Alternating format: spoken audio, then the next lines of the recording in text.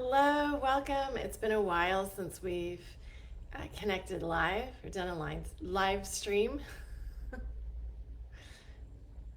And, okay, asking the tech angels for a wonderful internet connection.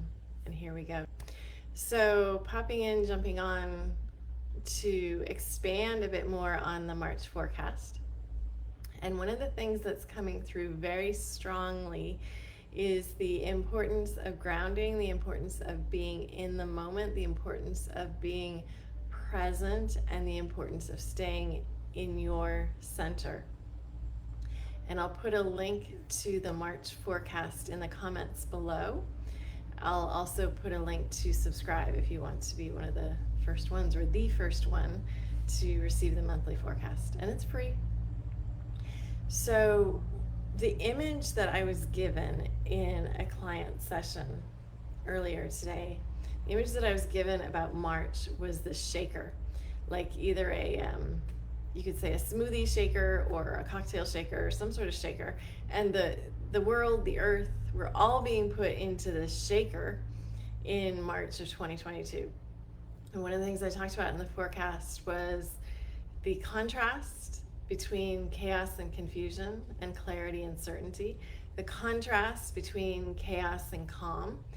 And so one of the really important things for us to remain calm in March with everything that's going on is to really honor ourselves and to stay grounded, to stay present, to stay grounded. So again, I'm being given the image of the shaker, and the world, the earth, we're all going into the shaker. It's being shaken up, and then it's being dumped out sometime at the end of March or beginning of April, right? And you know what happens when you pour out a shaker, right? Everything can go all over the place. So the best thing and the most optimal thing that we can do for ourselves is to stay calm, balanced, and centered, and to ground. And there's lots of different ways to ground. Some of the easiest are to put your feet in the grass, the dirt, the sand, to be barefoot. And I realize that in some climates, it's maybe not super desirable in March. There might still be snow on the ground, but as much as you can, or even just for a moment, to ground yourself in nature. The other way is to eat root vegetables, so beets, carrots, potatoes, turnips, anything that is grown in the earth is great for grounding.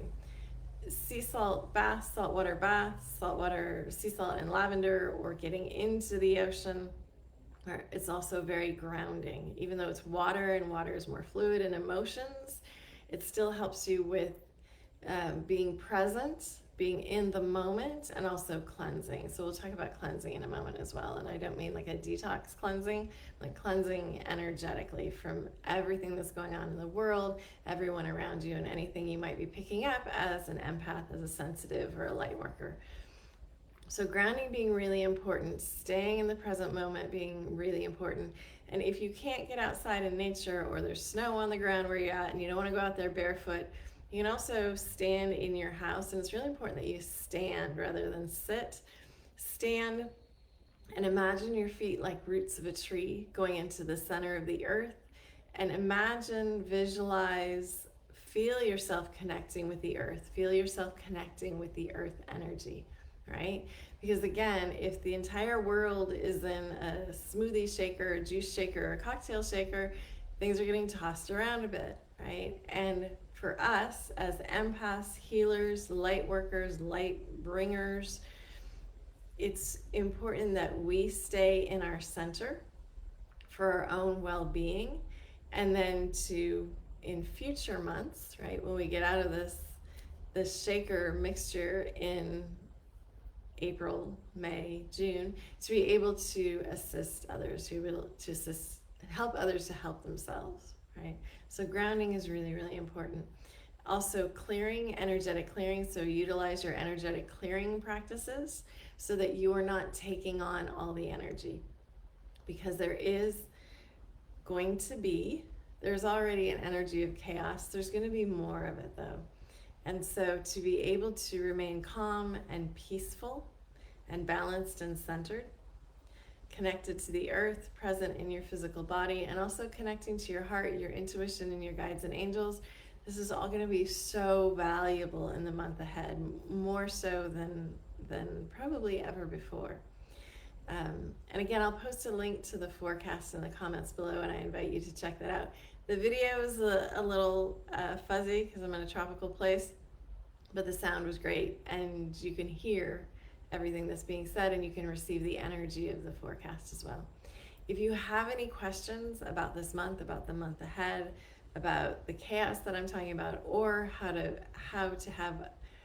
experience more calming presence, or about the clarity that I was speaking of, please post a question below, and I'll be answering all of your questions in the next few days. And thank you for the awesome questions in February.